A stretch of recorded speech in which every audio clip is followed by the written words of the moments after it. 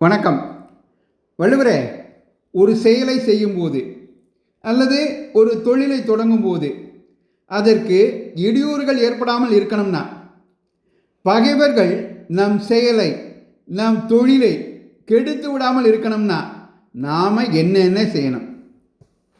அப்பனே, நாம் செய்கிற செயல், முனைகிற தொழில், இதிலெல்லாம் இடையூறுகள் இல்லாமல் இருக்கணும்னா, பகைவர்களால் இன்னல்கள் ஏற்படாமல் இருக்கணும்னா, அந்த செயல் குறித்து அந்த தொழில் குறித்து எல்லா விவரங்களையும் முழுமையாக ஆராய்ந்து அதற்கு பின்னாடி தான் அதில் இறங்கணும்.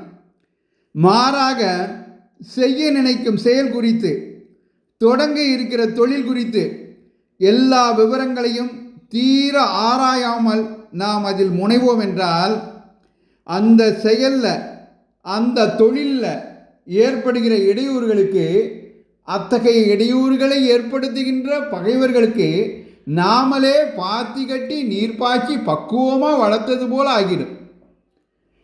அப்படி இடையூறுகளும் பகைவர்களும் நன்கு வளர நாம் வழிவகுத்த மாதிரி ஆயிரும். இதனால தான் வகையரா சூழாது எழுதல் பகைவரை பாத்தி படுப்பதோர் ஆறுன்னு தெரிந்து செயல்வகை அதிகாரத்தில் 465வது குறளாக எழுதி வச்சேன்.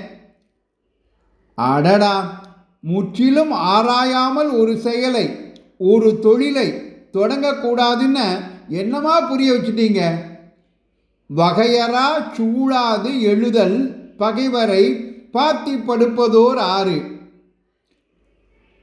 ஒரு செயலை, ஒரு தொழிலை முற்றிலும் ஆராயாமல் தொடங்குவது அதில் ஏற்படும் இடையூறுகளை ஏற்படுத்தும் பகைவர்களை பாத்தி கட்டி நீர் பாய்ச்சி வளர்ப்பது போல அவை வளர வழிவகுத்து விடும்னு எச்சரித்து எந்த ஒரு செயலையும் ஆராயாமல் தொடங்கக்கூடாதுன்னு அருமையாக புரிய வச்சிட்டீங்க.